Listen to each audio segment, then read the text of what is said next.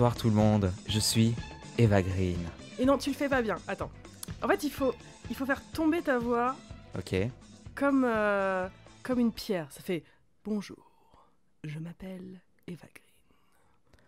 Bonjour, je m'appelle Eva Green. Ouais, mais tu maîtrises encore un peu trop ta voix. Il faut vraiment la laisser tomber en chute libre, genre comme elle s'échappe dans ses Bon, rôles. nous sommes sur les showrunners, le podcast. Nous sommes les showrunners, ceci est le podcast. Bienvenue dans ce deuxième épisode de notre podcast. On est très content de s'y remettre. Aujourd'hui, nous allons vous parler de la dernière saison de Drag Race UK, de son final et de la gagnante. Donc attention, petit spoiler alerte. Nous allons continuer les pitchs. C'est moi qui m'y colle cette fois-ci. Et ensuite, on va faire le point sur The Good Fight et The Good Wife. Parce qu'on sent que... On a remarqué avec Julia qu'on n'arrêtait pas de vous dire que c'était les meilleures séries de l'univers, comme si c'était un fait, comme si tout le monde savait absolument de quoi en parler. Et en fait, peut-être que non. Je crois qu'on n'a jamais pris le temps de vraiment parler de quelles sont ces séries. Donc nous allons le faire dans notre dernière partie. Et nous allons bien sûr parler de ce qu'on a vu ces derniers jours. Oui, Et oui, évidemment. voilà. Et on vous remercie pour tous vos très gentils retours du premier épisode. On était très nerveux et ça nous a fait très plaisir.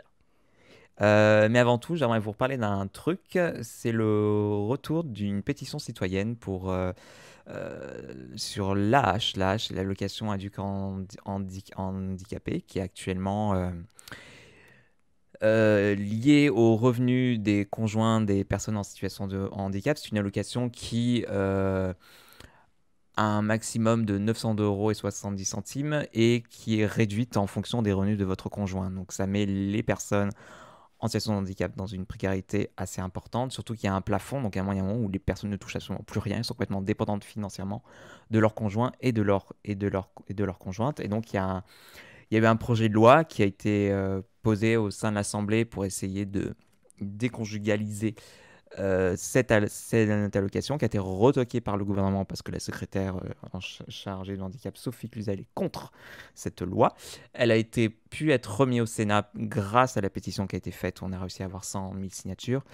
Et donc, évidemment, rebelote la loi, retourne à l'Assemblée nationale. Donc, il y a encore une autre pétition à faire et à remplir. Donc, ce serait cool si tout le monde puisse y retourner comme l'autre fois. C'était super. Vous pouvez aller sur objectifautonomie.fr. Il y a tout. Il y a les liens, il y a les explications, beaucoup plus en détail sur ce que je vous ai dit. Voilà, c'est important, ça nous ferait plaisir à vous. Signez votre petite signature. Sébastien, qu'as-tu vu ? Mais qu'avons-nous tous vu ? On a tous vu la fin de cette super saison de Drag Race, de Drag Race UK. C'était une très bonne saison. Oui. Est-ce que tu peux nous citer toutes les queens comme ça, de tête ? De tête ? Tu peux le faire. Je l'ai dit vraiment. Je sais. Ça fait comme ces vidéos, je montre tel truc à ma maman et elle essaie de devenir les... Oui. On devrait faire ça un jour. Je te montre des images de queens, tu essaies de te souvenir de leur prénom. Oh, mon Dieu. Des fois, je crois que j'oublie des noms pendant même un épisode, alors que je les connais. Mais c'est très bizarre. J'ai un gros problème avec les noms, et pas que dans Drag Race, mais dans toutes les séries que je regarde. Au bout de 6 saisons de How to Get Away with Murder, je ne connaissais toujours pas les noms des personnages. Donc je sais que c'est un problème qui est mien. Non, mais excellente deuxième saison. La première était très bien, mais j'avais mis un peu de temps à m'y mettre. Enfin, je sais pas. Elle a eu un début un peu plus lent, je trouvais, la première saison. Et là, dès le premier épisode, elles avaient toutes mon cœur, quoi. Oui, c'est ça. On voulait qu'aucune parte. Oui. Et donc, qui a gagné ? Lawrence Chaney. Lawrence Chaney. Qui, je me souviens, quand j'avais commencé la saison, je pense qu'au bout de peut-être 3-4 épisodes, je me suis dit, ok, c'est Laurence. Ça m'a fait le même truc avec... Il y a certaines queens où, dès le premier épisode, genre Sacha Velour, ça m'avait fait pareil. Même si c'était pas une question de challenge gagné ou de trucs comme ça, ça avait fait pareil aussi avec Yvie Oddly, l'année où elle a gagné. Elles ont un truc qui font que... Non, elles vont gagner. Je sais pas ce qu'elles ont, mais il y a un truc qui fait qu'elles ont elles ont ce X-Factor. Je trouve aussi que ça se ressent déjà avec ces échanges de RuPaul. On sent que RuPaul, à un moment, il a un coup de cœur sur une queen. Ouais. Ça se sent. Et bon, après, tu me diras, elle avait un gros cœur sur Crystal Method dans la dernière saison, dans la saison Oui. 12, et elle a pas gagné, mais enfin bref. Mais ouais, je sais pas, il y a un moment où tu sens qu'il y a une espèce de. Je pense que quand une queen vraiment divertit RuPaul, Ouais, ça gagne pour lui, quoi. ouais, c'est C'est, vrai. et c'est pour ça que très vite, je me suis dit, ok, ça va être elle. Je l'ai un peu perdu quand il y a eu cette espèce de drama avec Ellie Diamond pendant un moment, que je sais pas trop Oui, d'où mais il est sorti. oui, on avait l'impression que c'était un peu écrit et un peu comme s'il manquait des scènes. C'était un peu bizarre ce truc-là. Oui, puis je pense aussi qu'elle. J'ai l'impression qu'elle s'est un peu lancée dedans aussi parce que ça allait lui faire de l'écoute, ça allait un peu lancer un peu de drama. Enfin, je sais pas trop. Mais du coup, c'est dommage parce que je l'ai un peu perdu de vue et du coup, mon attention serait complètement portée sur Bemini Bamboulash. Comme tout le monde sur Internet. Et pour moi, c'était elle qui avait gagné. Je me souviens quand j'ai écrit les notes de ce podcast, avant j'ai fait alors, on va parler de la trajectoire de Bimini Bamboula jusqu'à sa victoire dans Drag Race. Et il y a Laurence Sureni qui a gagné. Je fais ah mais oui, mais oui. Enfin, du coup, c'était cool, j'étais surpris. Ça faisait longtemps que je n'étais pas très surpris par un résultat de Drag C'est vrai que Race. c'était une belle surprise. C'était parce que moi aussi j'avais fait mon deuil. Donc moi j'étais vraiment, j'avais très envie que Lawrence Cheney gagne parce que c'est vrai qu'à part il y a eu qu'une seule Big Queen qui ait jamais gagné un Ouais, Drag Race. C'était dans la première saison de Drag Race Thailand, oui. je crois, qui sont malheureusement, et je m'inclus aussi là-dedans. Je n'ai pas encore vu Drag Race Thailand, mais c'est vrai que c'est pas une saison qui est beaucoup regardée. Et, Parce qu'elle est pas et, pa- accessible, parce et qu'elle est pas j'allais dire, voilà, surreprésentée, donc c'est pas forcément facile. Il faut aller trouver des. Elle est accessible, mais c'est une autre façon de regarder des vidéos sur Internet que les gens ont plus l'habitude aujourd'hui, on va dire. c'est ça. Mais donc voilà, on va dire que dans les saisons plus accessibles de RuPaul Drag Race, jusque-là, c'était un peu toujours. Les Big Queens, on les emmène toujours jusqu'à la finale ou aux demi-finales. Et c'est comme si à chaque fois, on leur dit non, tu sais très bien que tu vas pas aller plus loin que ça. Et elles ont. Si vous regardez bien, souvent, les Big Queens, elles se font jarter à la porte de la victoire, généralement. Et c'est Mm. très, très, très frustrant. À la porte de la victoire, comme ça c'est frustrant, on en fait des Congenital Queen et youpla. Exactement. Et là, vu la popularité qu'avait Bimini Bamboula, a raison, enfin, j'adore Bimini. Mais j'avais vraiment fait mon deuil. Je me dis, bon, bah, ça n'arrivera jamais. Ça n'arrivera jamais. Et donc, j'ai été sous le choc quand elle a gagné, en bien. C'est la première fois que pourtant, j'ai les larmes faciles. J'avais jamais pleuré à une victoire d'une queen. Mais là, je ne m'y attendais tellement pas. Mm. Et j'ai été profondément émue par cette victoire et j'aime beaucoup cette queen. Enfin, du moins de ce que j'ai vu dans cette saison de RuPaul Drag Race, elle m'a un peu tout donné. Elle a une facilité dans tout ce qu'elle fait. Les acting challenge, c'est toujours, c'est jamais très compliqué ce qu'elle offre, mais c'est toujours très naturel et c'est. Elle rentre juste dans une pièce, elle dit un mot et j'étais morte de rire à chaque fois parce qu'elle, ouais, je sais pas, elle a un truc, elle a un timing comique génial et je trouvais aussi qu'elle a humainement, elle a été très décente et Mm. avec les autres queens pendant la saison, bon, hormis ce petit drama avec Ellie Diamond, Oui, mais je n'ai pas compris de toute façon. c'est la téloge, enfin on s'en fout. Voilà, de toute façon, tout ceci, on rappelle que la télé-réalité n'est pas réelle. Mais voilà, La queen qui a gagné Drag Race Thailand s'appelle Natalia Pliakam, pour info, voilà. oui. Je veux quand même qu'on dise son nom. Mais ouais, non, ouais, j'ai beaucoup aimé cette saison. J'aime aussi beaucoup la saison 13 qu'il y a actuellement et je trouve que je sens des bonnes vibes dans ces deux saisons, de ces deux séries différentes en ce moment. Malgré bon gré le Covid, parce qu'elles sont dans une situation où elles sont. Il y a eu un épisode pour UK et US sur comment ils ont géré tout le Covid pour les tournages et elles sont dans la même bulle sanitaire, donc c'est pour ça qu'elles puissent échanger, se toucher, être proches l'une des autres, parce qu'elles sont de toute façon, en règle générale, les queens sont toujours isolées, donc c'était facile entre guillemets. Ce qui était plus compliqué, c'est de gérer l'équipe technique autour. Mais ouais, mais du coup, c'était peut-être les seules personnes, un des rares groupes au monde qui pouvaient un peu vivre comme avant. S'embrasser, se faire des câlins, être proches les uns des autres. Et je pense elles se sont rendues compte très vite de la chance de ça. Mm, mm. Surtout qu'il y a eu une pause pour Drag UK où elles ont été en lockdown pendant 6 ou 8 mois. Enfin, je sais plus, ça a été assez long. Mm. Et, Et donc, ouais, on sent vraiment qu'elles essaient de profiter le plus possible. Et c'est vrai qu'on voit, elles sont très tactiles, elles se prennent beaucoup dans les bras, elles s'amusent entre elles. Et je trouve enfin, elles voulaient profiter d'être ensemble au lieu de passer son temps. Et c'est vrai qu'il y a eu beaucoup moins de drama cette année.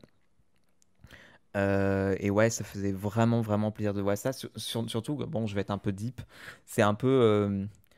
Au sein des communautés LGBT, c'est très compliqué en ce moment parce que, en ce moment, on va dire que tout ce qui est prioritaire, c'est la famille et le travail. C'est-à-dire, les seules personnes que tu peux voir en gros, c'est ta famille. Enfin, moi, cette année, les seules personnes que j'ai vues vraiment, c'est ma famille et je ne vois plus mes amis. Et en fait, du coup, quand tu as une personne LGBT, t'es souvent très détaché de ta famille et tu crées ta propre famille. Mais tout ce qui te permettait de voir ta propre famille, donc tes amis en gros, n'existe plus et n'est plus possible à cause des quarantaines, à cause de que tu peux plus sortir, que tu peux pas aller dans les bars et tout ça.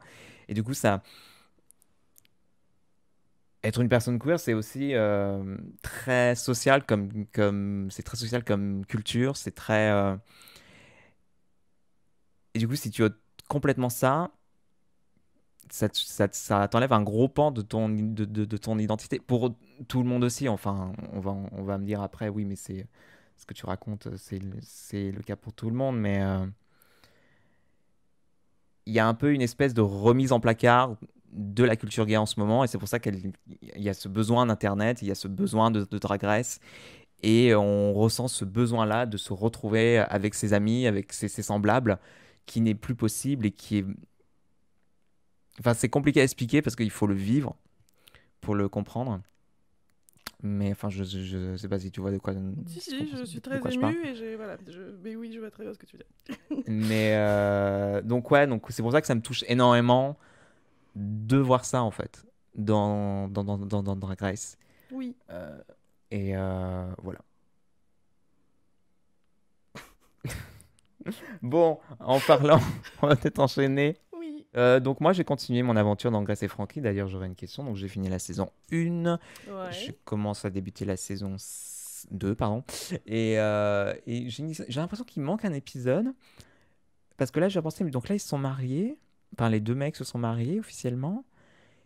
Mais j'ai l'impression qu'on n'a pas eu d'épisode où ils ont signé les papiers du divorce, où ils ont dit comment elles gagnent leur argent. Parce que je me dis, mais comment elles vivent de quel argent?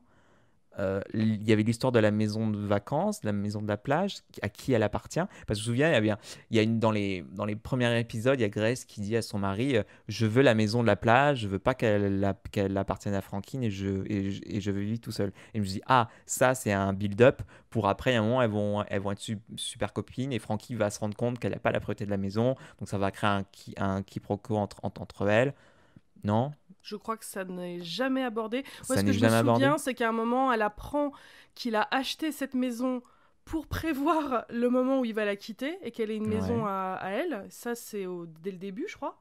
Ouais. Où elle se rend compte de ça. Je dis, oh mon Dieu, mais c'est pour ça que t'as acheté la beach house. C'est pour ça que tu l'as acheté. C'est pour Ah bon, c'est pas, il mettre... l'a pas acheté pour qu'ils puissent eux se voir en...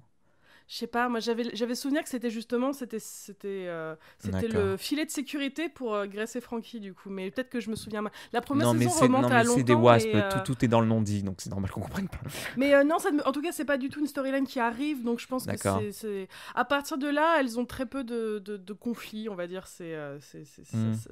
Au contraire ça va de plus en plus dans l'amour fou et la grande elles sont très fusionnelles toutes les deux et ça va Non mais aller après c'est peut-être bien aussi qu'ils aient pas forcément abordé ça parce que c'est vrai qu'à chaque fois qu'il y a une histoire de divorce sur la télé, toujours l'épisode où t'as les papiers du divorce qui restent sur la table pendant des mois, gna gna gna gna gna, il faut que Ah le oui, non, là, c'est personnage dans réglé. l'épisode fasse son chemin pour pouvoir les signer à la fin quoi. Non, non, c'est réglé vite fait. Puis on comprenait aussi dès le début qu'il y avait plus vraiment d'amour entre les deux. Enfin, Oui. s'il y a bien un sujet qui est pas abordé dans cette série, c'est ces deux femmes qui se languissent de l'amour perdu qu'elles ont parce que je pense Hmm. qu'elles n'aimaient plus vraiment leur mari. Enfin, du moins plus. Progrès surtout. Voilà, surtout pour Grace, on va dire. Et puis même Frankie, avec son mari, c'était plus une grande amitié, j'ai l'impression, Hmm. qu'autre chose.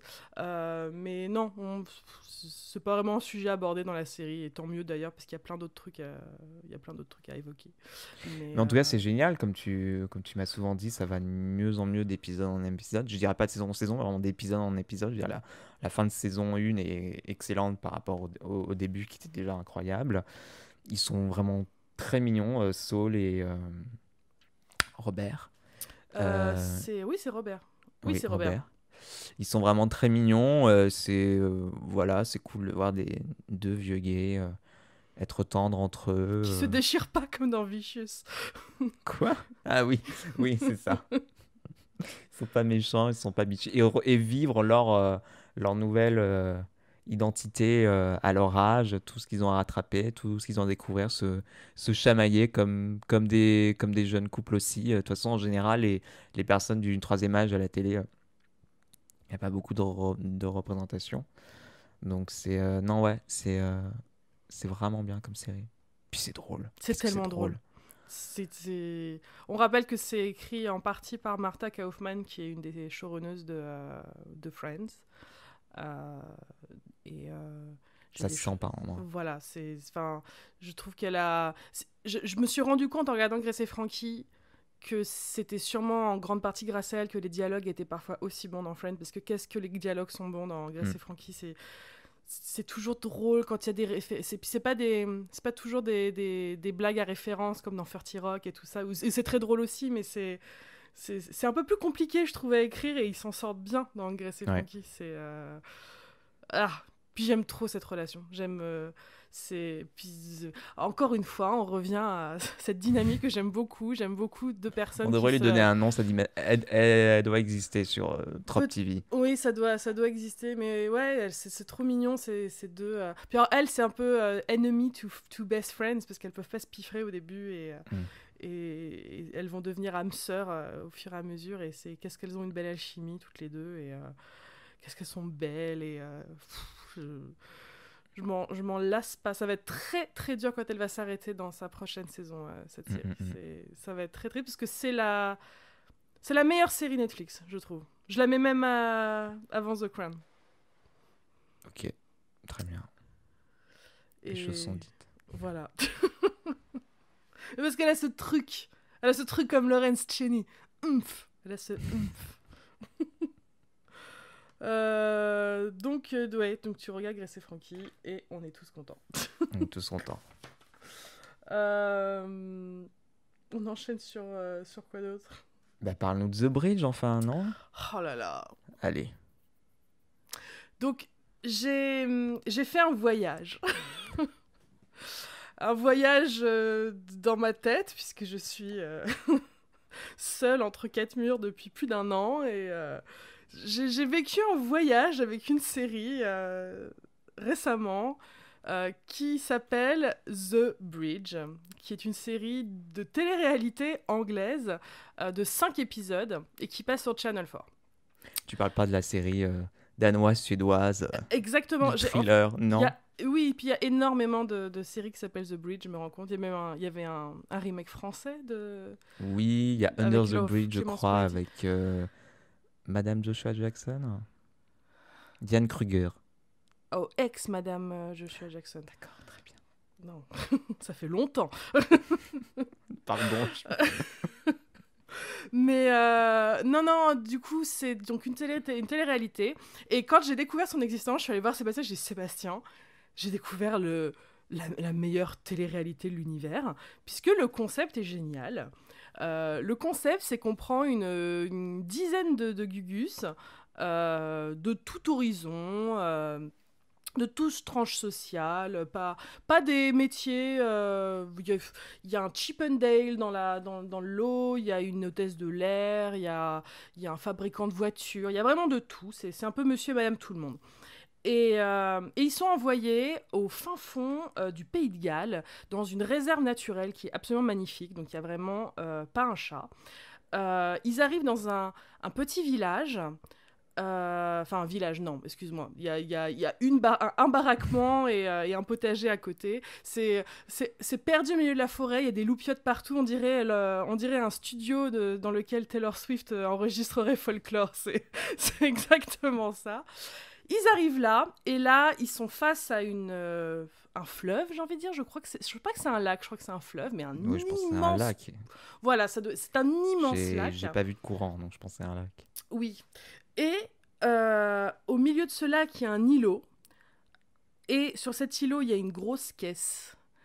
Et Ils ont 2 semaines, non, peut-être un peu plus, 2 à 3 semaines pour fabriquer un pont.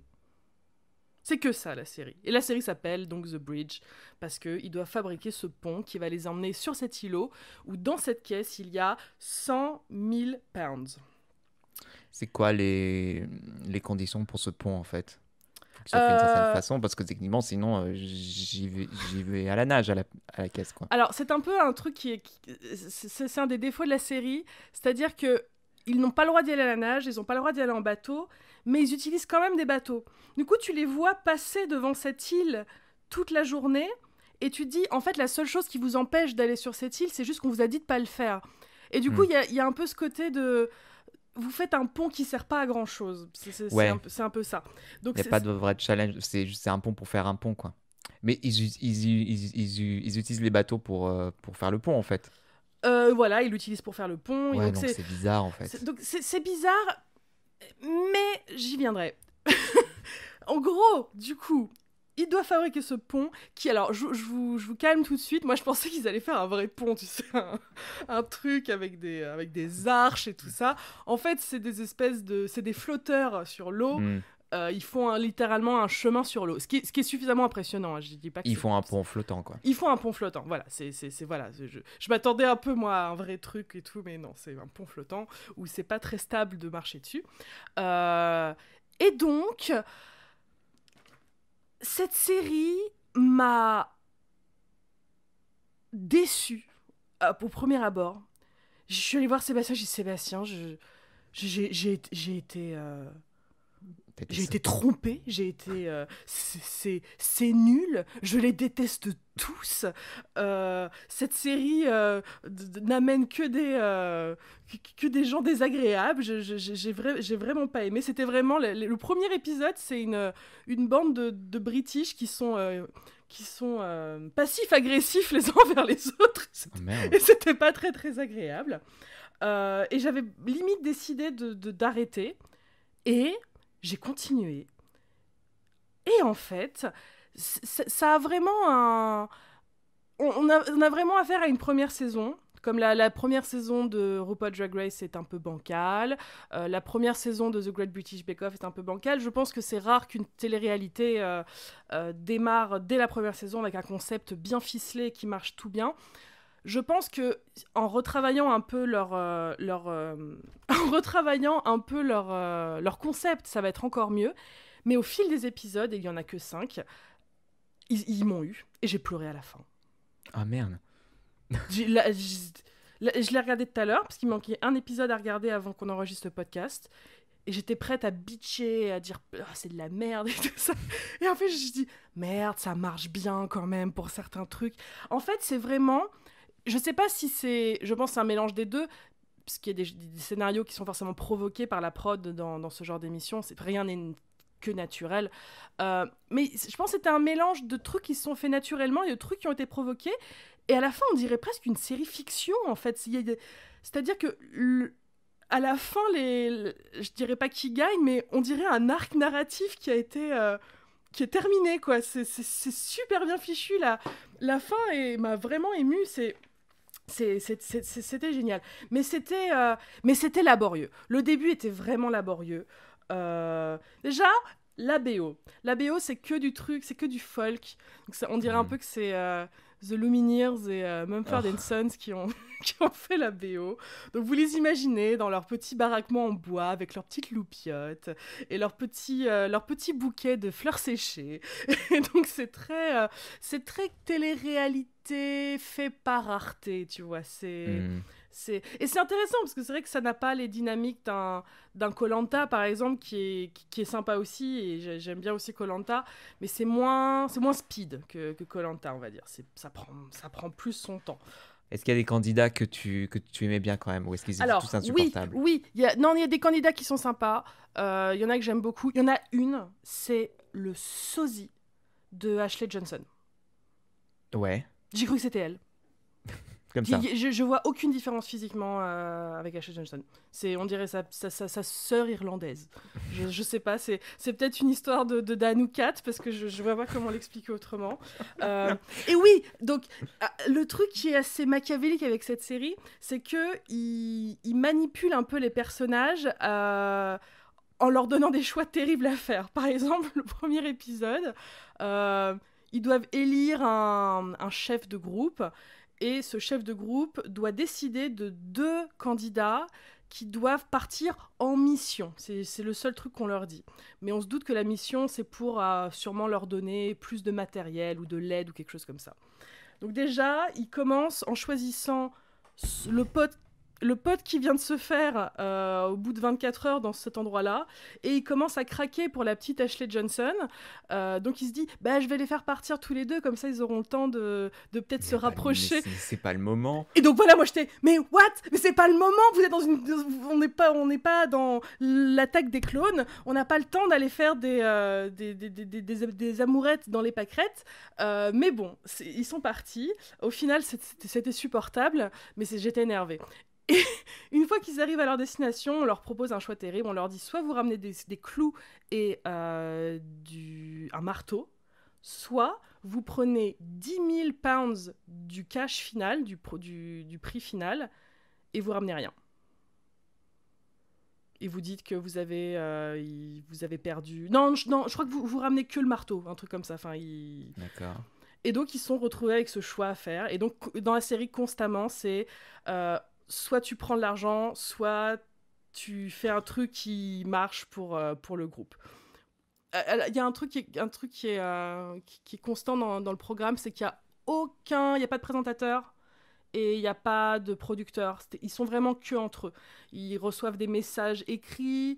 Ça donne vraiment l'impression qu'ils sont perdus entre eux dans la nature. Et tu sens que des fois, par exemple... des fois j'ai l'impression qu'ils réécrivaient les règles pour leur faciliter la tâche parce qu'ils se sont rendus compte que c'était un petit peu dur ce qu'ils leur demandaient de faire. Genre par exemple ils se sont rendus compte que les bois ne flottaient pas. C'était terrible, ce qui est un peu embêtant quand tu construis un pont flottant. Donc au deuxième épisode, tout d'un coup t'as le narrateur qui fait mais ce qu'ils ne savent pas, c'est que ils auraient dû chercher un peu plus loin, mais à 10 mètres du campement il y a 100 flotteurs en plastique qui les attend. Ils ont été trop bêtes de ne pas le voir. Les stagiaires qui ont acheté les flotteurs en plastique. C'est ça. J'étais là genre, mais mon œil, vous devez dire, merde, ça, le bois il flotte pas. Le concept de l'émission est foutu. Vite, des flotteurs, foutez-les tous près du truc. On va dire qu'ils vont les trouver. On dirait que la prod, c'est un peu les parents le jour de Pâques qui finissent par un peu aider leurs enfants. Genre, tu es sûr que tu as cherché derrière le gros buisson, derrière la balançoire? C'était un peu ça. En parlant de narrateur, j'ai oublié de préciser que c'est James McAvoy qui narre l'émission. Donc oui. si vous ne voulez regarder que pour une chose, c'est-à-dire écouter la belle voix de James McAvoy, c'est un argument pour... ma foi. Par contre, on ne verra pas James McAvoy. J'ai imaginé une version de... Imagine une version de l'émission où c'est pas une caisse pleine d'argent sur l'îlot, c'est juste James McAvoy, tu sais, qui est juste là tout le temps, puis qui la regarde genre... Hey, c'est moi. Et personnellement, ça m'aurait fait travailler plus vite. Mais ils savent ce qu'il y a dans la caisse? Oui, ils savent. Par contre, il n'y en a qu'un seul qui peut l'avoir. Et c'est eux-mêmes qui choisiront le gagnant. C'est-à-dire qu'au bout des 5 jours, quand ils arrivent sur l'île, s'ils arrivent sur l'île, parce que c'est pas assuré... ils votent pour qui mérite d'avoir qui mérite le prix.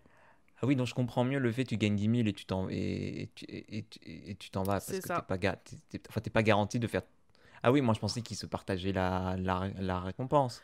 Non. Et c'est pour ça qu'à un moment, quand ils disent il y en a l'un d'entre vous qui veut partir avec 10 000 euros, 10 000 pounds, ça m'a fait rire d'un coup tous ces mecs qui étaient torse nu sur les trucs. Alors allez, on est là pour l'aventure. Tout d'un coup, moi je trouve que j'ai fait mon temps dans cette série, dans ce programme, j'aimerais rentrer. Et ils sont tous là, mais mon œil. Et donc voilà, c'est. Ah oui, il y a des candidats qu'on oublie. Ah non. Il y en a un en particulier, la prod devait le détester parce il s'est pas du tout imposé dans la compétition ni dans l'émission. Et à chaque fois qu'il arrive, t'es là, ah oui, lui, je ne sais plus qui tu es, mais oui. Et il y en a 2 ou 3 comme ça qui ont mis du temps à s'imposer. Et donc à chaque fois qu'ils apparaissent, t'es genre, ah, mais oui, t'es qui toi, je me souviens plus très bien. Non, mais voilà, je crois que j'ai tout dit.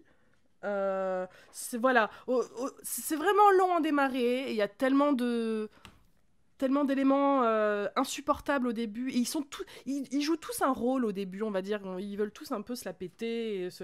Et ils sont tous insupportables. Et je pense qu'en fait, ils devaient quand même accomplir une tâche physique assez difficile. Et je pense que ça doit un peu ça doit un peu briser les masques, en fait, ce genre de situation. Et ils étaient de plus en plus authentiques et de plus en plus charmants, en fait, sur la fin.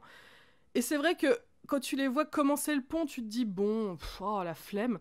Et une fois qu'ils y sont presque, j'avoue, tu finis par être à fond dedans. Là. Quand il reste plus que 2 heures et qu'il leur reste 2 mètres à faire, t'es genre, ouais, vas-y, porte le bois, si, et tout. Enfin, donc ouais, je peux vous conseiller The Bridge, parce que ça a fini par m'avoir. Ce n'est pas une saison parfaite, mais elle m'a beaucoup émue, et j'irai voir la 2e saison. Ouais, je suis contente de l'avoir terminée au final. Je l'aurais regretté, ça aurait été trop dommage. Mon chat donne des coups de cul dans mon micro. Donc je suis désolée d'avoir parlé aussi longtemps de cette série, mais il y avait trop de choses à dire. Non, mais Sébastien. Oh bordel. Sébastien, est-ce que tu regarderas The Bridge? Oui, je regarderai The Bridge. T'es pas obligé de regarder ça. Non, mais si, moi je veux voir. En plus, il y a que 5 épisodes de 45 minutes, donc c'est plutôt vite fait.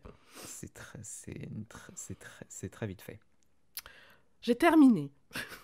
Merci Julia de cette présentation de The Bridge. J'ai parlé combien de temps? Oh, je sais pas, un petit moment. Est-ce que tu as repris la saison 3 de Wellington Paranormal qui a repris là cette année? Non, je l'ai pas encore regardé. J'ai vu qu'elle avait recommencé, mais j'ai préféré regarder The Bridge. J'ai des sentiments conflictuels avec cette série.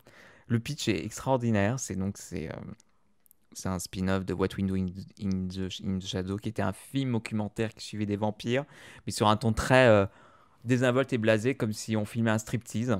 C'est-à-dire, c'est pas un truc incroyable, genre waouh, des vampires, c'est genre bonjour, je suis un vampire, c'est le matin, j'ouvre doucement mes rideaux, enfin, c'est filmé Monsieur et Madame Tout, mais en mode vampire. Et dans ce film-là, il apparaît 2 personnages qui sont 2 flics, un duo d'une flic et un flic, qui viennent et qui abordent les choses un peu en mode oh, un vampire, ça alors, monsieur, s'il vous plaît, est-ce que vous pouvez arrêter de voler au niveau du plafond? Et ils ont fait une série sur ces 2-là, donc c'est 2 flics qui vivent des choses paranormales dans Wellington, la capitale de la Nouvelle-Zélande, avec un ton très désinvolte, et qui prennent un peu tout d'une manière normale, du genre ils vont aller voir des fantômes qui font du tapage nocturne. Donc c'est Monsieur le fantôme, s'il vous plaît, est-ce que vous pouvez arrêter de traverser les murs et venir nous parler? Est-ce que vous pouvez arrêter de faire du bruit parce que vous gênez les voisins? Donc c'est très rigolo, mais en voyant la saison 2, je fais ah oui, mais en fait vous faites toujours la même chose, Ouais. c'est toujours le même ton. Ils ont commencé à me perdre en saison 2 aussi. Ils ont commencé à le dernier épisode de la saison 2 était bien parce que c'était drôle, c'était un épisode spécial de Noël, donc c'était un peu 3 histoires différentes, donc il était très très drôle. Et j'ai appris la saison 3 et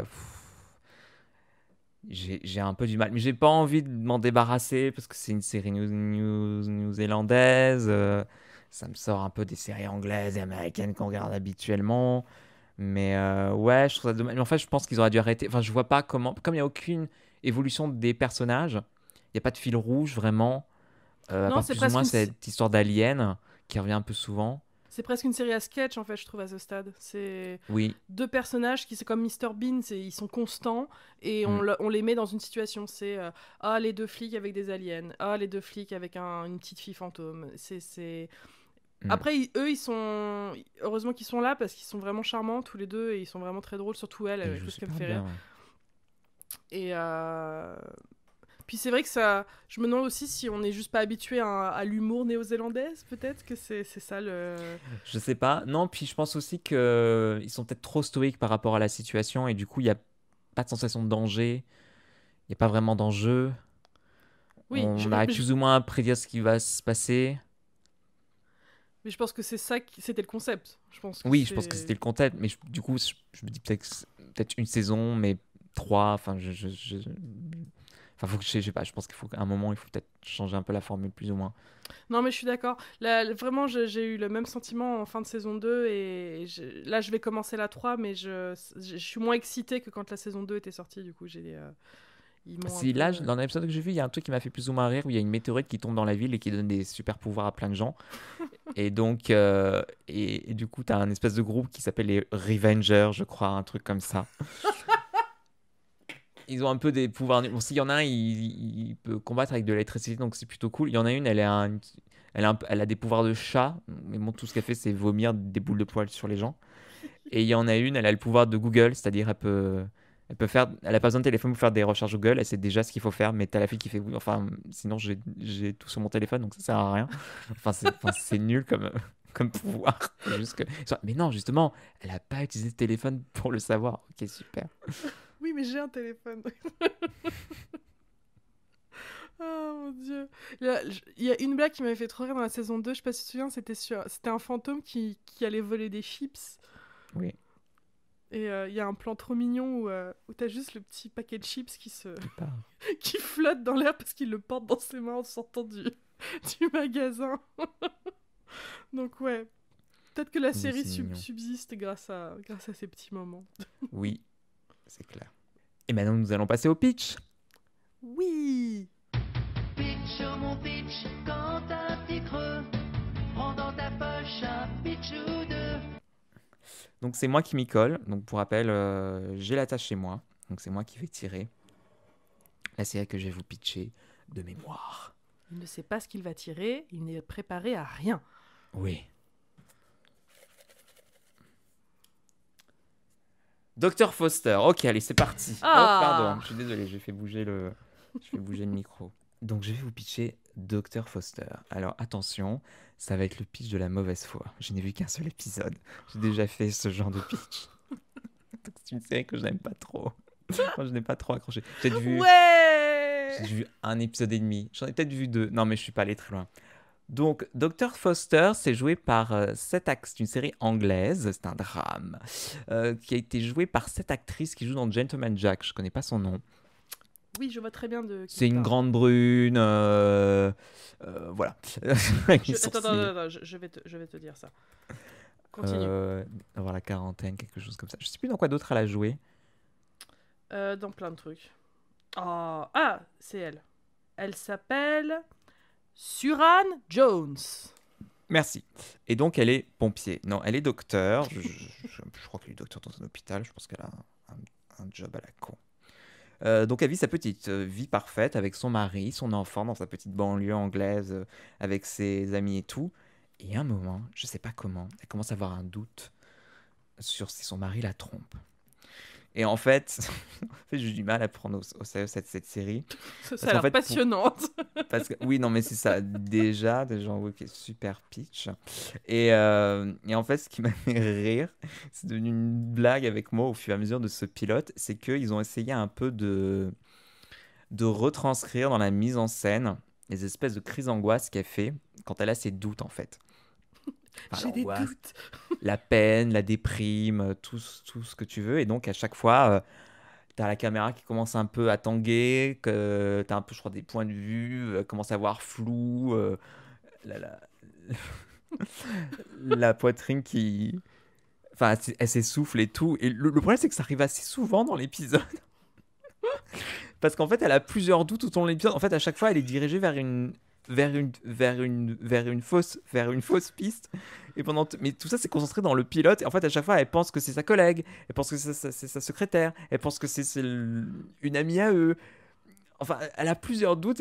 Et en fait, ça devient limite... J'avais l'impression d'être devant un sketch SNL, en fait.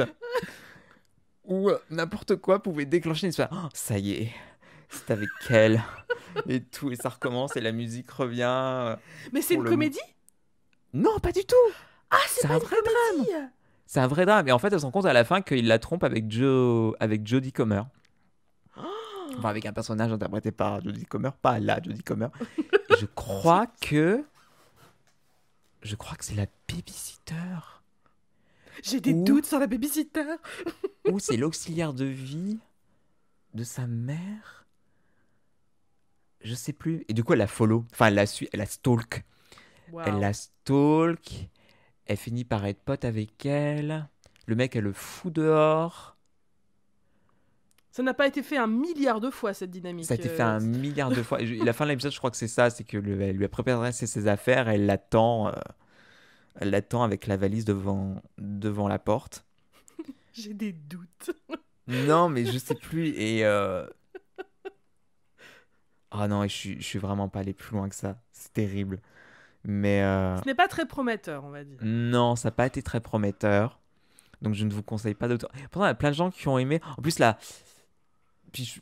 Non, puis je pense ça allait vraiment tourner dans le thriller au bout d'un moment parce que je crois que sur l'affiche, c'est elle avec du sang sur les bras qui coule. Donc je sais pas, peut-être qu'il finit par tuer Ouh. quelqu'un. Un moment. Mais non, ouais, ça remonte, j'ai vu ça il y a des années. Mais ouais, je me souviens de cette espèce de running gag qui était devenu pour moi tous les moments où c'est genre, ah, ça y est, c'est lui. Et en fait, c'était pas, enfin, c'est elle. Et en fait, c'était pas elle à chaque fois. Enfin, du coup, j'ai dit, mais c'est idiot, pourquoi vous nous faites ça à chaque fois? Là, puis c'est vraiment un peu le flou pour l'angoisse. Groundbreaking. Non, mais je sais plus si c'était le flou, mais vraiment la mise en scène suivait ça. La mise en scène suivait ces moments où elle se disait, ça y est, c'est la voisine, ça y est, c'est la secrétaire, ça y est, c'est notre amie. Et enfin, j'ai l'impression elle a soupçonné la Terre entière pendant 40 minutes d'épisode, et en fin de compte, c'était quelqu'un qu'elle avait jamais pensé, quoi. Sébastien, je suis sur la page IMDb du showrunner. Le Ouais. nom des séries qu'il crée me fait hurler de rire. Donc Signé quoi? il a fait Trauma, Presse, The Man, Life et Infidèle. Ouais, c'est parfait. Il y a un pattern, j'ai l'impression. Voilà, bon, je suis désolé pour les gens qui ont aimé Dr. Foster, je t'ai passé Mais complètement donc à pourquoi côté. ça s'appelle Dr. Foster? C'est qui le Parce que Dr. c'est Foster? elle, c'est son nom de famille, et elle est docteur. D'accord, parce que moi du coup je pensais vraiment que c'était une histoire de docteur du coup. Pas du tout, elle est juste docteur. Et non, parce que je pense que c'est une docteur connue dans la communauté, donc je pense qu'à ce côté-là, puis peut-être qu'il y a un meurtre à un moment. Et enfin, je sais pas, elle doit être un pilier de la communauté, comme on dit. Je sais pas pourquoi ça s'appelle Dr. Foster, je suis pas allé plus loin que ça. Son nom de famille, c'est Foster, et elle est docteur, quoi. Ça s'arrête là. Ah, et elle s'appelle Gemma, comme 99% de toutes les personnes anglaises. C'est vrai. C'est Gemma et Callum. Callum, my name is Callum. I'm Jenna. C'est vrai que beaucoup d'actrices anglaises s'appellent Gemma. Oui. Gemma ou Jenna. Hmm.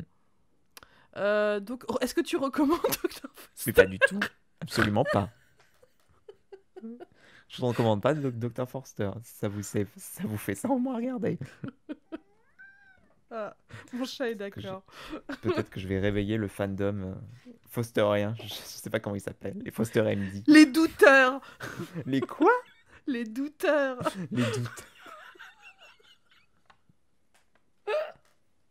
Ah, N'importe quoi. j'imagine si elle se levait le matin. Tout va bien, mon amour? Non, j'ai mes doutes. Je doute. Je doute du gouvernement. Je doute de mon yaourt. Je doute de moi-même. Voilà. Bon, ça a été un pitch un peu court, mais on a beaucoup parlé avant. Voilà, c'est bien, c'est ça qu'on pense. Mais au moins, c'est fait. Ok. Bon. Passons à savais que des ça choses allait plus, plus réjouissantes. Alors, Julia, c'est quoi notre problème avec The Good Wife et The Good Fight? Oui, parce que c'est vrai qu'on On a un vous doit problème. on vous doit des explications. On vous doit des excuses Oui, de vous parce que imposer cette oui, série. c'est pas juste de dire c'est génial, regardez-la. On n'a jamais vraiment pris le temps d'expliquer en quoi c'est génial. Et c'est très compliqué d'expliquer en quoi c'est génial, je me rends compte, parce que j'ai essayé de me préparer à cette discussion. Mais c'est compliqué de mettre des mots parce que... Non, mais c'est même pas une blague. Je n'arrive pas à comparer ces deux séries à quoi que ce soit d'autre. Mhm. Et elles sont vraiment uniques en leur genre et elles me font ressentir des choses que aucune autre série ne... C'est un mélange. Pour moi, ces deux séries, c'est un mélange de de tension, d'humour et d'ASMR. Oui.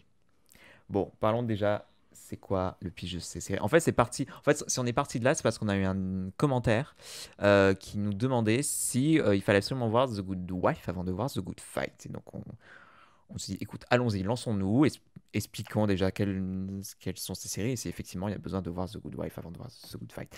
The Good Wife est une série de CBS. C'est une série judiciaire qui a été créée il y a en 2010, je dirais quelque chose comme ça, enfin cette époque-là. Donc cette époque où on faisait encore des saisons de 25 épisodes, des épisodes de 40 minutes. C'est une série d'avocats à la con, comme il y en a eu plein, mais elle est extraordinaire. Elle s'est vraiment imposée comme étant une série de grande qualité. Alors, explique ce que tu veux dire par c'est quoi une série d'avocats? Une série d'avocats, bah, c'est ce qu'on appelle un procedural en anglais, où on va suivre une avocate et le cabinet dans lequel elle est. Tous les personnages du casting sont avocats. Et c'est un peu un épisode, une affaire à chaque fois. Et en fil rouge, on a les histoires personnelles des personnages. C'est le même système que pour les séries hospitalières, c'est le même système pour les séries policières, c'est le même système voilà, pour toutes les séries qui sont basées sur un métier. Sauf que là, bon, c'est des histoires de justice. Et il y a beaucoup de séries comme The Good Wife n'est pas la seule. Hein. Ils aiment Oui, beaucoup c'est ça ça. aux États-Unis, le procédural. J'ai pas d'autres idées de procedural parce que c'est le seul procedural que je regarde. Mais en fait, cette série, c'est LA vraiment. Law. Comment? Je crois que LA Law. Elle est low. Ali C'était, McBeal peut-être. Mais Ali McBeal c'était une comédie. Donc peut-être qu'elle se démarquait aussi sur son côté comique. Oui, aussi, mais Scrubs aussi, et c'est une série médicale quand même. Donc pour moi, je mettrais Ali McBeal en procédural aussi, je pense. Ouais. Je mettrais même How to Get Away with Murder en procédural. Ah bah oui, tiens. Voilà. Mais oui, d'accord. Donc voilà, The Good Le Wife, personnage principal s'appelle. En fait, surtout, il y a un point de départ. C'est le personnage principal s'appelle Alicia Fleury, qui est jouée par Juliana Margulies, que vous avez connue dans Urgence, qui jouait la petite copine de Doug Ross jouée par George Clooney dans Urgence. Et en fait, elle est la femme du procureur général de l'Ohio. Et elle est embourbée dans un scandale de relations sexuelles extra-conjugales, je crois même de dépenser l'argent public pour payer une call girl. Et en fait, Robert et Michelle King, qui ont créé la série, sont partis en fait de toutes ces femmes, les Hillary Clinton, etc., qui sont embourbées dans des scandales politiques et qui doivent toujours faire figure de proue auprès de leur mari pour un peu pour de la com en fait, pour montrer que la femme soutient son mari malgré le scandale sexuel, pour un peu redorer l'image du politicien qui est dans cette affaire-là. Et en fait, ils sont partis en disant, mais qu'est-ce qui se passe dans la tête de ces nanas à ce moment-là? Comment elles sont dans cette situation où elles doivent un peu mettre leur amour propre de côté pour sauver plus ou moins ce qui reste de carrière politique à leur mari? Comment elles reprennent leur vie après. Donc ils sont partis de là pour ce personnage d'Alicia Fleury qui donc, son mari finit en prison quand même pour détournement de fonds du coup, et du coup elle doit reprendre une carrière, elle reprend sa carrière d'avocate après 15-20 ans d'être juste mère au foyer. Donc elle reprend, elle avait fini ses études d'avocat, elle a fait quelques boulots et après elle s'est mariée. Donc là, elle reprend ça. Et donc, elle se trouve dans le cabinet dans lequel elle va rester. Et donc, on va suivre les affaires qu'elle fait. Voilà, tout ce qu'il y a plus con. Qu'est-ce qui fait que The Good Wife a marché Qu'est-ce qui te vient en tête tout de suite, Julien? Pourquoi ça a marché d'un point de vue déjà d'audience, parce que c'est une série très regardée sur une network la plus regardée, puisque ça passait sur CBS. C'est parce que déjà, donc c'est une série qui propose une affaire par épisode, donc c'est vrai que c'est une série qui est très facile à suivre. Il suffit pas, même s'il y a des fils rouges, n'importe qui peut regarder un épisode de The Good Wife et capter ce qui se passe, et je pense que chaque épisode aura forcément un impact sur quelqu'un parce que chaque sujet est impactant et bien ficelé et bien présenté. Donc je pense que déjà ça c'est une marque de fabrique de la série, mais vous me direz que c'est le cas de plein d'autres séries qui font ça, comme les NCIS et les CSI Miami et j'en passe. Ce que fait très bien The Good Wife, c'est que ils font ça mais avec... Quand je regarde une série, j'ai un espèce de schéma dans ma tête avec tous les aspects que font une série, donc la réalisation, le jeu d'acteur, le scénario, les costumes, enfin vraiment tout. Et The Good Wife, je ne saurais pas comment vous expliquer, mais j'essaye de le faire, mais c'est une série qui va à 100% dans tous ses domaines. Oui. C'est vraiment ce genre de série où à la fin de l'épisode, on se dit « Waouh, c'était vachement bien fait, c'était vachement bien écrit, c'était clair, c'était émouvant, c'est efficace et élégant, en étant en même temps très rentre-dedans. » C'est une série qui n'a pas peur de parler de sujets très, très profonds, de manière plutôt bien, la plupart du temps. Enfin, j'ai pas souvenir de sujets que cette série ait mal abordés. Ça a dû arriver, mais j'ai rien en tête comme ça.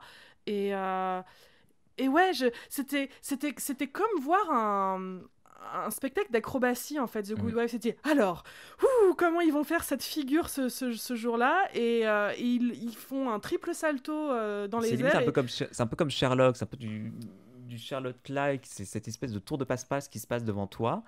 Oui, mais c'est pas du tout les mêmes séries. Enfin, je vois ce que. Oui, c'est pas les mêmes séries. Enfin, mais oui, t'as l'impression qu'ils cochent tout de bien, quoi. Ils ont tout bien réfléchi. Enfin. Oui, et puis c'est vraiment. Je trouve que j'étais impressionnée après chaque épisode de Good Wife. C'est pas juste c'était mignon, c'était bien. C'est vraiment genre waouh. Il y a peu de séries où je finis un épisode et je suis en mode waouh. Concrètement, qu'est-ce qui est incroyable dans cette série? Ils ont très bien travaillé, je trouve, les personnages secondaires. Ce que je trouve très fort, c'est au niveau des juges et des avocats qui sont en face. C'est vraiment des personnages à part entière qui ont chacun des manies, des défauts. Enfin, on finit par les connaître parce qu'ils reviennent. Et même si on les voit qu'un seul épisode, l'écriture est tellement telle que vraiment le personnage, il a une backstory, mais tout de suite en arrivant. Sur sa façon de parler, sur sa tenue. Par exemple, ils ont un juge qui est hyper libéral, très à gauche, très woke, et en fait, du coup, ça va changer. Enfin, quand il arrive dans un épisode, ça va changer. Du coup, on se dit, ok, donc du coup, cette affaire-là, il faut qu'il joue super le côté woke pour pouvoir gagner l'approbation du juge et réussir l'affaire. Inversement, il y a aussi des juges qu'on revoit souvent qui sont très conservateurs. Donc du coup, il faut qu'ils changent tout ce qu'ils ont écrit.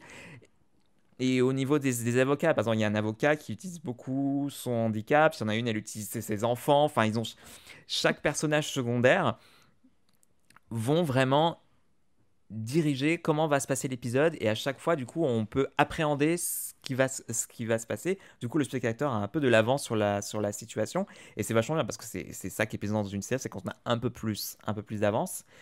Et vraiment, les personnages secondaires, je trouve que c'est une série, c'est une leçon de comment bien écrire tes personnages. Le juge n'est pas juste la personne en robe noire derrière un pupitre qui tape du machin. Il est vraiment à part entière dans l'histoire et dans le scénario, et tu peux pas le retirer, sinon ton épisode va se casser la gueule. Parce que ça a vraiment une implication dans tout. J'ai une petite anecdote pour rebondir sur ce que tu viens de dire. Quand on avait vu le premier épisode de The Good Fight à Sérimania, donc c'est The Good Fight, c'est le spin-off, mais on vous expliquera ça plus tard. Il y a un moment où il y a un changement de juge pendant une affaire, je sais plus pourquoi, mais en gros c'est une affaire sur des violences policières. Donc oui. c'est important, c'est des violences policières, et ils arrivent à se débarrasser du juge, je sais plus pourquoi, parce que je crois qu'il était trop impliqué. Enfin, je crois qu'il y avait un problème. Il y avait un conflit d'intérêt, je crois, dans le truc là. Et donc du coup, il y a ce plan où ils disent, on va avoir qui maintenant ? Et là, il y a un jump cut sur ce juge. Enfin, oui. Non, c'est un jump cut. Oui, parce que du coup, on passe du juge à l'autre dans le même plan. C'est ça. Et d'un coup, on a ce juge que, si on a vu The Good Wife, on connaît. Et là, donc on l'a vu en salle, et je me souviens encore de la salle qui explose de rire parce qu'on connaît ce juge et on sait très bien ce qu'il va faire avec cette affaire. Et je me souviens que c'était vachement intéressant de voir de vivre ça avec un public, parce que c'est juste, il avait rien dit. Il était juste derrière son bureau son estal de juge, et la blague était faite, et c'était... on sait tout de suite où est-ce que l'épisode est en train de partir, et ce qui va se passer, et ce que ça change pour les personnages, Et ouais, c'est très très fort. Je trouve que ce qui est drôle, c'est que paradoxalement, je trouve que c'est les clients qui sont les moins bien écrits, entre guillemets, ceux qui sont plus fades dans certains épisodes, les plus oubliables. Je trouve que c'est ceux qui travaillent le moins, mais je pense que c'est un choix, tout simplement. Ils dirigent plus leur attention d'écriture sur les experts, certains témoins. Mm, mm. Les juges et les avocats. Ce qui est très fort dans The Good Wife aussi, c'est au niveau de l'esthétisme. C'est moins évident au début de la série. Enfin, au début Ouais. de la série. À la saison 4, il y a une espèce de bascule que j'appelle la renaissance de The Good Wife, où tout d'un coup, on va arrêter les musiques au synthé classiques, des procédurals et tout ça. On va carrément faire de la musique baroque. On va Oui. balancer euh, du clavecin, ambiance bac et tout. Et du coup, on a et ça donne une espèce d'ambiance très pompeuse et très tragédie grecque et très couloir de Versailles de Renaissance avec des rumeurs et quand les gens marchent dans les couloirs. euh, des cabinets d'avocats et ça donne une espèce de grandeur et de prestance dans ce petit milieu qui est quand même très aristocrate, très bourgeois de Chicago. Oui, donc j'allais dire que les... La musique. Et pas que la musique, les plans. C'est toi qui m'avais dit de faire attention à ça, mais par exemple, tous les premiers plans de chaque épisode sont magnifiques. On dirait des tableaux. Enfin, Oui, il y a même une espèce de... J'ai relevé qu'il y avait une espèce de thème. Souvent les portraits, souvent les plans, c'est soit des portraits, soit des pièces vides, soit un objet, soit un écran. Ouais, un Parce que c'est écran, une j'allais série dire. qui va énormément parler du rapport aux nouvelles technologies, euh, qui aborde aussi différentes façons de faire la justice. On voit des procès militaires, il y a même un procès plus ou moins religieux, enfin je sais plus, enfin, il y a différentes façons différents... Tribunaux. comment? Différents tribunaux. Voilà, différents tribunaux, différents sous-genres de la justice. Et donc, il y a un tribunal olympique, enfin des Jeux olympiques à Ouais. un moment. Et donc, à chaque fois, ça change. Ça met les personnages face à des nouvelles règles, face à des nouveaux rapports de force, face à des nouvelles façons de travailler. Du coup, c'est ça qui rend la série, que chaque épisode devient unique parce qu'à chaque fois, on ne sait pas Oui, par quelle jamais... sauce ils vont être mangés, en C'est fait. ça, ils sont jamais dans leur zone de confort, en fait, ces personnages. Ils sont littéralement dans la fosse au lion à chaque épisode, et la tension ne baisse jamais, en fait, C'est ça. dans leur carrière. Et chaque combinaison d'avocats et de juges qui sont en face vont changer la donne à chaque fois. Et c'est ça qui est hyper passionnant. Puis ça marche aussi parce que, de manière générale, on adore les fictions. On voit des gens faire le bien, tout simplement, avoir toujours le bon mot, le bon argument, bien gérer le truc. Il y a de temps en temps des épisodes où ils doivent défendre des méchants. Donc c'est Ouais. aussi d'aborder ça. Donc voilà, donc c'est une série qui s'est vraiment étalée sur 7 saisons. De 7 ou 8. Bref, 7 7, oui, de manière parfaite. Il y a même eu une mort à un moment d'un des personnages principaux qui a changé la série du jour au lendemain et elle ne Tu t'en s'en est jamais remise. Tu t'en souviens quand j'étais sur Twitter, le soir où c'est arrivé, Oui, et je regardais pas la série, et j'ai assisté à la réaction de Twitter à cet épisode, et je m'en souviendrai toute ma vie. Je me suis dit, mais qu'est-ce qui se passe? Tout le monde était dans tous leurs états. Et ça reste un des plus beaux épisodes que j'ai vu de ma vie. ouais. Et ce qui est incroyable, c'est que le personnage principal n'a plus jamais été le même depuis là. Oui, Et il y a crée des une vraies espèce conséquences. Ouais, il y a une vraie conséquence qui a duré jusqu'à la fin de la série. Elle n'a plus été la même et la fin est plus ou moins controversée entre guillemets. Moi, je l'aime bien. J'aime bien comment la série a... Tout n'est pas rose, tout n'est pas noir et blanc. Et... Enfin, non, j'ai peut-être pas trop envie d'en parler. Mais moi, j'aime bien cette fin. Parce que justement, J'adore cette elle fin n'est aussi. pas satisfaisante et c'est ça que j'aime. Je trouve qu'elle l'était, moi, satisfaisante. Enfin, oui, elle est satisfaisante. Oui, évidemment, elle est satisfaisante parce que Elle peut être frustrante. Je pense elle est elle a dû méritée. frustrer. Mais non, ce que je voulais dire, c'est pas un happy end, quoi. Non. Mais c'est pas non plus. On n'est pas dans.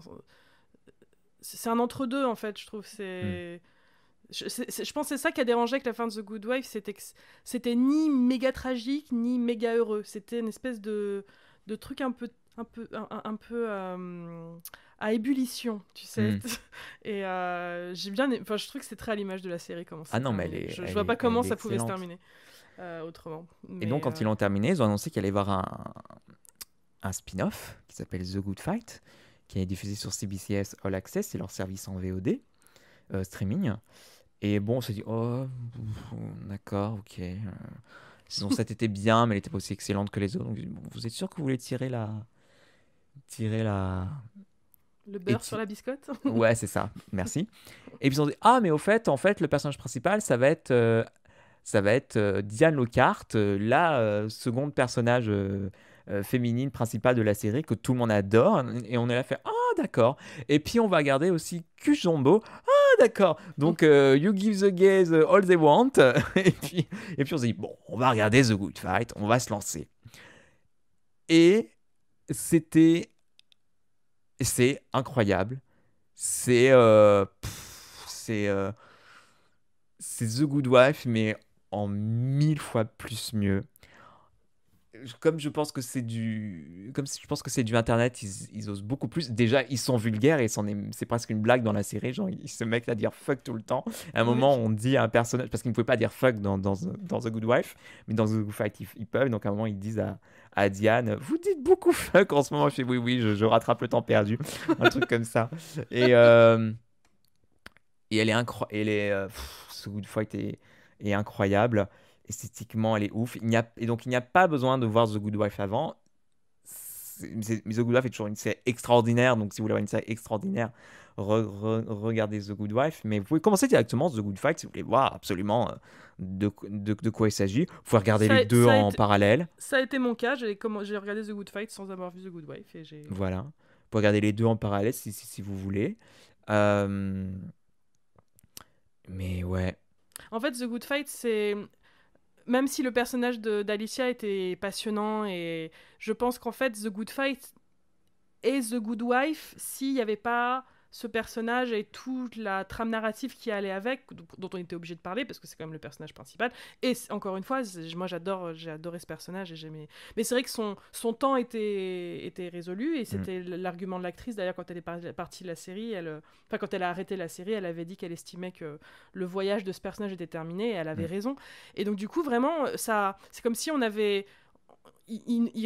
The Good Fight, c'est tout ce qui reste en fait, et ce qui reste, c'est les personnages secondaires, beaucoup plus de politique aussi. Enfin, j'ai jamais vu puis la série elle coïncide avec l'élection de Trump, alors autant vous dire que ils s'amusent.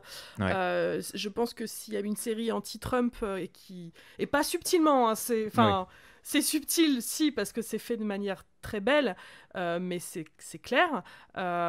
Et voir cette série sur cette chaîne majoritairement conservatrice, c'est assez plaisant. C'est assez plaisant. Et ouais, c'est vraiment c'est la version évoluée de The Good Wife, je trouve. The Good Fight, c'est comme c'est le Florizard du bulle bizarre, je trouve.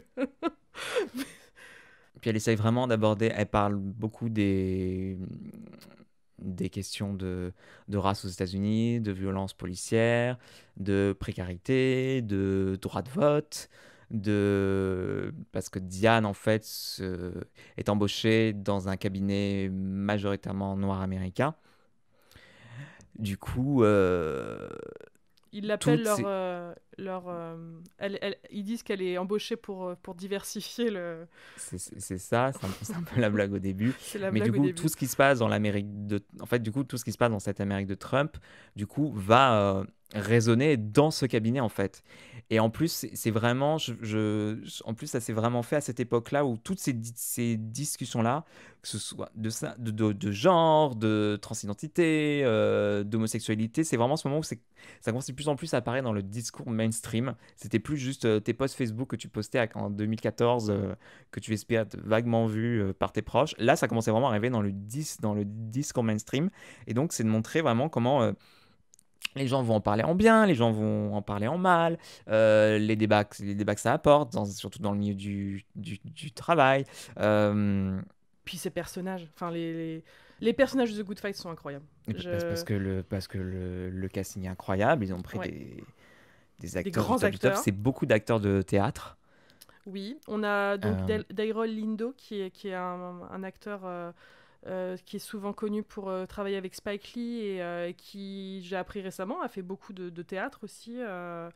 Il y a aussi Audra McDonald, qu'on aime beaucoup, oui, qui est une très belle grande actrice de chanteuse Broadway. aussi. Voilà, qui a pareil un super personnage. Il y a aussi Rose Leslie de Game of Thrones, euh, dont j'aime bien le personnage, même si je sais qu'elle elle est pas très populaire. Moi, je trouve qu'elle évolue bien avec le temps et Hmm. j'aimais de plus en plus son personnage. Sarah Steele, elle était dans celle qui joue Marissa Gold, elle était dans The Good Wife, je me souviens plus. Ben oui, c'est la fille de Ellie, elle est là Oui, mais souvent. oui, mais je me souvenais plus si on la voyait dans The Good Wife. Si, on la voit, elle est là. Mais en tout cas, en fait, je pense qu'elle s'est tellement accaparé le rôle dans The Good Fight que j'en ai presque oublié son existence en dehors de cette série. Mais c'est pareil, c'est un Il y a super Kush personnage. Jumbo qui était là aussi dans la saison 7 de The Good Fight, Ouais. de The Good Wife, qui est incroyable. Mm. Qui Il y fait a un accent américain Il y a parfait. Christine Baranski, hein, incroyable aussi, qui est là depuis la saison 1 de The Good Wife. Il y a un truc dont on n'a pas parlé, Sébastien. De quoi on n'a pas parlé? On n'a pas parlé de à quel point ces séries sont à mourir de rire quand elles le veulent. Oui, ben voilà, c'est l'humour. Pour moi, c'est la meilleure série comique de toute la télévision états-unienne. Cette série est drôle. Qu'est-ce qu'elle est drôle. Comme si tu sais, qui est hyper très sérieux, très tailleur, péplum, sur du bac, et on marche et tout. Et la caméra glisse avec eux tout en disant des choses incroyables sur la justice et comment ils sont intelligents, ils arrivent à trouver des loopholes. Et de temps en temps, ils font de l'humour et ça surprend. Oui. Et ça rend le truc encore plus drôle. Et c'est un peu ce genre d'humour où ils insistent, c'est pas abordable tout de suite, c'est-à-dire je pense qu'il y a des choses qui sont drôles dont on se rendait pas compte au début, mais ils changent pas de méthode, ils insistent, et au bout d'un moment c'est comme si on apprenait à parler le langage de The Good Wife et The Good Fight, et maintenant c'est j'ai compris la blague. Et ouais, qu'est-ce que c'est drôle. Je dis pas que c'est une série comique, hein, mais quand c'est drôle, ça l'est Quand c'est énormément. drôle, on rit vraiment très fort à haute voix. Et je dirais aussi que The Good Fight, comparé à The Good Wife, est plus loufoque. Ils se permettent, par exemple, il y a une saison où il y a des interludes musicaux, Oui. par exemple, pendant les épisodes. Il y a beaucoup plus de liberté artistique dans Voilà. The Good Fight. Le fait qu'il soit sur une plateforme de streaming Edge, je pense que par exemple, il n'y a pas de durée d'épisode, c'est-à-dire qu'il y a des épisodes qui durent une demi-heure, il y en a qui durent 1h15, il y en a qui durent 45 minutes. Le générique arrive au début, au milieu, à la fin. À 19 minutes, il est arrivé une fois, j'ai compté. Leur maximum, c'est à 19 minutes qu'ils ont mis le générique. Le générique est incroyable. Et donc oui, j'allais y venir, mais alors celui de The Good Wife est très oubliable. Non, il est vachement bien. Il est inexistant. Moi, j'aime bien. Mais non, mais c'est même pas un générique, The Good Wife, c'est une title card, comme on dit. Ouais, mais il est cool.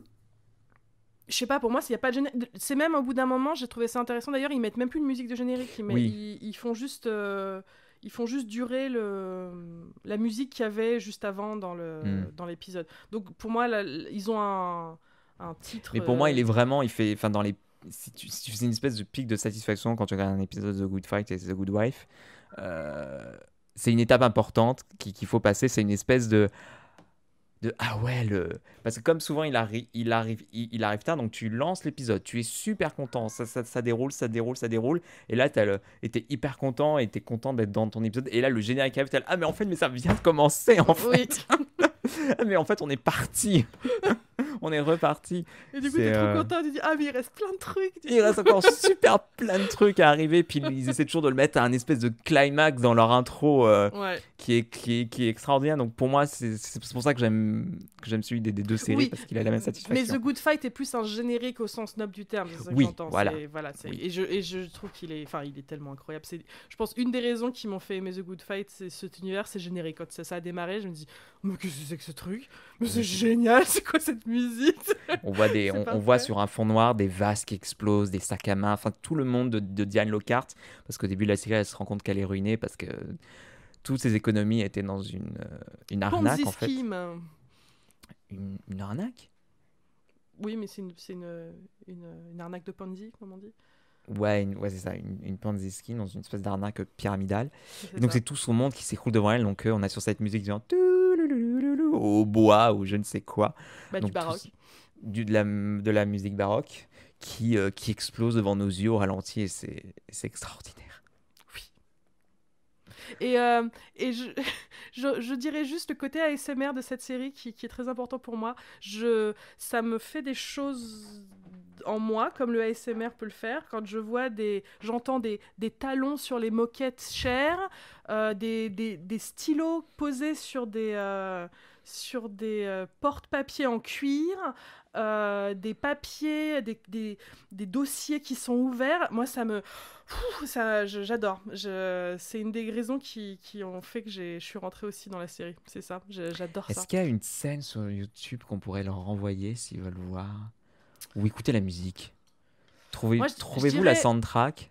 je regardais le générique de The Good Fight parce que je trouve que c'est une bonne entrée en matière. Ouais, Et écouter la soundtrack, effectivement. la soundtrack de The Good Euh, Wife. je cherche une. Si, la scène d'intro de The Good Fight est culte Oui. et donne très bien le ton. The Good Fight ou The Good Wife? The Good Fight. C'est quoi la scène? Ah oui, pardon. Oui, Oui. la scène d'intro. J'attendais que ça fasse ding dans ta tête. Mais donc, ouais. Honnêtement, j'ai presque. Non, je dis pas que je veux conseiller de commencer par The Good Fight, mais. Suivez votre cœur. Oui, voilà. Pour le coup, faites vraiment ce que vous voulez. Oui, si vous voulez absolument voir ce qu'il en est, lancez-vous dans The Good Fight sans aucun problème. Si ça vous plaît, vous pouvez regarder la genèse et vous lancer dans The Good Wife. Si vous avez envie d'être patient, vous pouvez tout vous faire dans l'ordre de diffusion sans problème. Toutes les aventures sont possibles. Mais ouais, on trouve que c'est extraordinaire parce qu'en fait, on n'a rien à redire. C'est Ouais. surtout ça. C'est qu'on n'a rien à redire au final. Tout le monde joue bien, c'est bien écrit, la musique est parfaite, c'est incroyablement réalisé. On n'a rien à redire. Non. Si on peaufine, oui. Si, moi, il y a un truc que j'ai pas aimé dans la saison dernière. J'ai vraiment pas adhéré au personnage de Charlie Sheen. Charlie Sheen, pardon, Michael Sheen. Ah oui. C'est. Mais je pensais que c'était le but. Ah, il y a des gens qui ont adoré ça. Moi, il a failli me gâcher la saison, honnêtement. Ok. Mais c'était pas forcément une question de personnage, c'était son jeu, honnêtement. Je sais pas. J'ai eu une aversion pour ce personnage qui allait au-delà du. Oui, mais il est censé être. T'es censé être un peu gêné par lui. Là, j'ai trouvé que. Je vois ce qu'ils ont voulu faire. Mais c'était Ça n'allait pas du tout. c'était pas assez subtil. Non, et puis il manquait un truc à ce personnage pour le rendre un bon personnage de cet univers, je trouve. Oui, parce qu'on en a eu des antagonistes dans C'est ça, je on trouvais en a qu'il eu. est. On aurait dit, c'est ça. On aurait dit une parodie d'un antagoniste de The Good Fight, je trouve. C'était. Si je devais écrire une parodie de cet univers, ce serait un personnage comme ça que j'écrirais. C'est peut-être Michael Sheen qui en a trop fait. Et ils ont pas réussi à je à trouve, le et j'aime beaucoup canoniser. Michael Sheen, sur ce coup-là, il m'a perdu pour le coup. Et je serais contente qu'on ne revoie plus jamais ce personnage parce que vraiment, j'ai attendu jusqu'à la fin de la saison et ça a jamais fonctionné sur moi. Mais ce n'est que mon ressenti.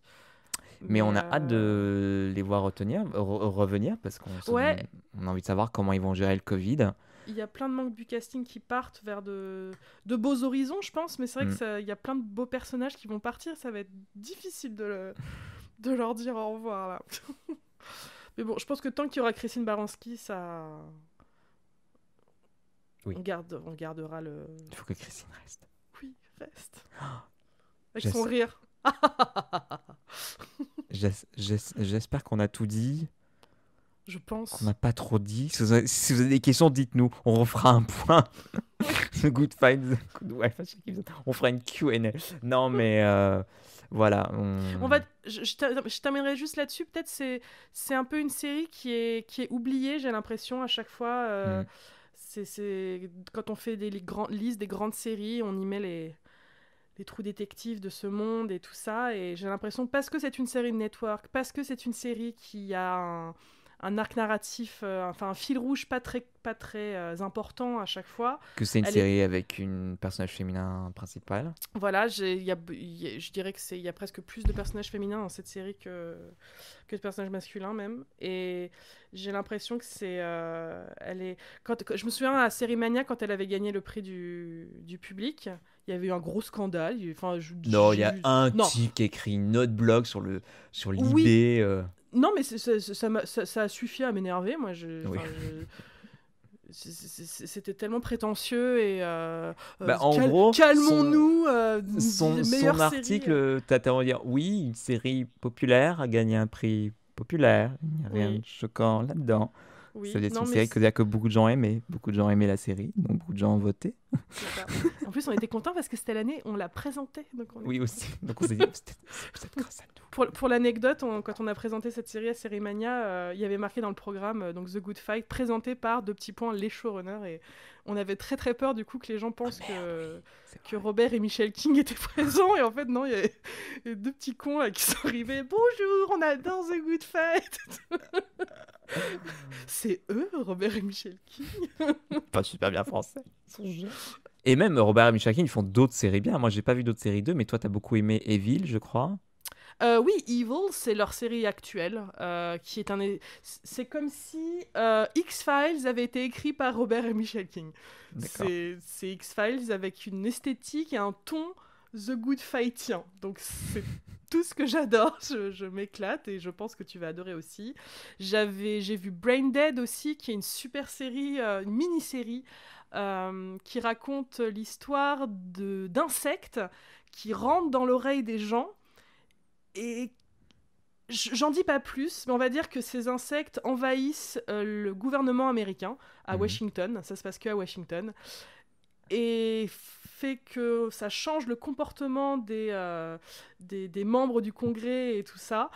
Et toute la blague, c'est en quoi ça change pas vraiment leur comportement, enfin, c'est très très drôle. Il y a Tony Shalhoub qui joue dedans. Enfin, c'est une super série et c'est une mini-série. Donc c'est vraiment des showrunners à suivre, à Oui. voir leur projet. Ouais. Ils n'ont pas juste fait un miracle avec... Enfin, s'ils ont fait un miracle, mais c'est pas l'exception, quoi. Ils sont constants, on va dire. L'univers de The Good. The Good Universe. Eh ben, lancez-vous. Qu'est-ce que vous attendez? Éteignez tout de suite notre podcast et allez regarder The Good Wife et The Good Fight. Je crois que c'est sur Amazon Prime. Je sais que The Good Fight est sur Amazon Prime. Je ne suis pas sûre pour The Good Wife. Il était sur un Netflix, mais il n'y est plus. Non, il était sur Netflix, ouais, ils l'ont retiré. C'est fort dommage. Mais en tout cas, c'est disponible en France d'une manière légale. Oui. Voilà. Voilà. Bah voilà le jus d'orange. Bah voilà le jus d'orange. Maintenant, vous pouvez expliquer à vos amis en quoi c'est super The Good Fight.